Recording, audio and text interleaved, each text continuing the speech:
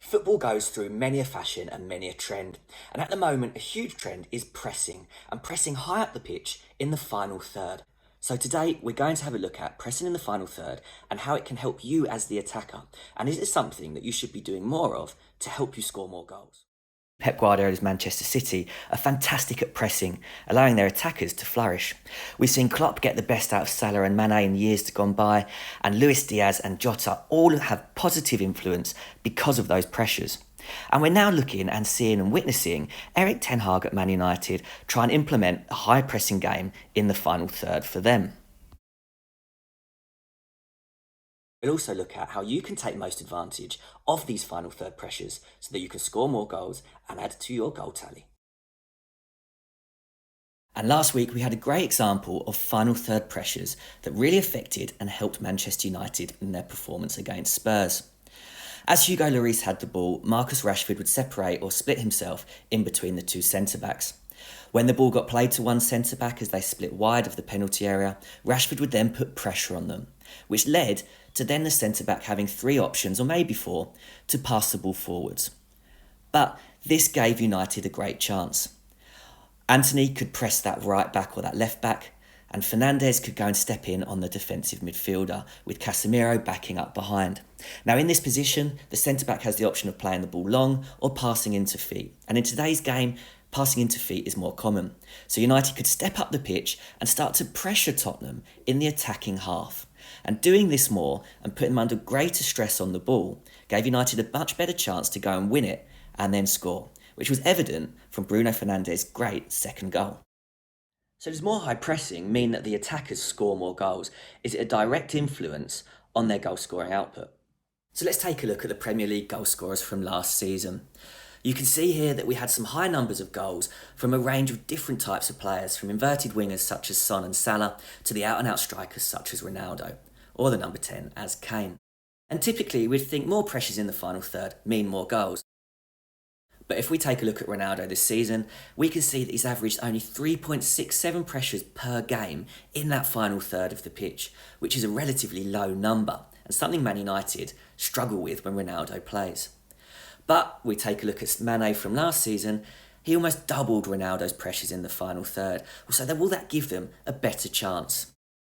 We can see the goal machine Erling Haaland has more pressures than both of those players, but are his pressures directly related to the amount of goals he scores? Does it mean that if you pressure more in the final third, you'll score more goals?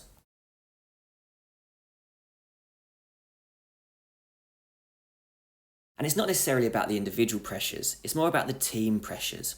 If we look, Newcastle have actually had the most pressures so far this season. But Manchester City have actually doubled their goal tally. So it doesn't lead to volume of pressures, it's about quality of pressures. The focus therefore needs to be on what you do when your team pressures. Are you going to get into a good position to score more goals, or are you going to be a bystander and watch? And these top players like Haaland will make sure they are active and proactive, ready to go out there and score goals straight away as the team win the ball. The graphic here shows you how this can work. Rashford as the striker will then pressure that centre-back, and we looked at that earlier, forcing the centre-back to get on the ball and look to try and play forward into the congested area of the pitch. This sort of middle third, the midfield third. As that ball goes in there, then the United players can go and press and make it difficult for Spurs or the other team to keep possession. And this is where Casemiro has come in and been huge for United. If United do turn over that ball quickly, they then have the opportunity to break. And you can see the two centre-backs had split to get on the ball, which leaves space for maybe the attacker in Rashford or winger in Sancho to drive forward, making the most out of the space that's been created. And that direct movement forward can lead to more goals. And the goal scorer typically isn't the person that wins the ball. The person that wins the ball will usually move it on, and then there's a third movement. And this demonstration can really help. Now, it's not always going to work out exactly this way, but the main thing is for players to take advantage of the defensive team being out of shape. As the ball's being won, the second option is to then pass forward into that space. And we need one of the attacking players to look up and see that space and go and attack, break into it so they can potentially get the ball and go through on goal. The more you do this, the more you're going to score. And the more opportunities you'll get to go through on goal, getting yourself in a much better position. This is what Haaland, Man City's goal scoring phenomenon, does regularly. So the key is making sure that off the ball, when your team win it, you look to move forwards quickly. And you could be a winger, you could be a striker, or an attacking midfielder doing this.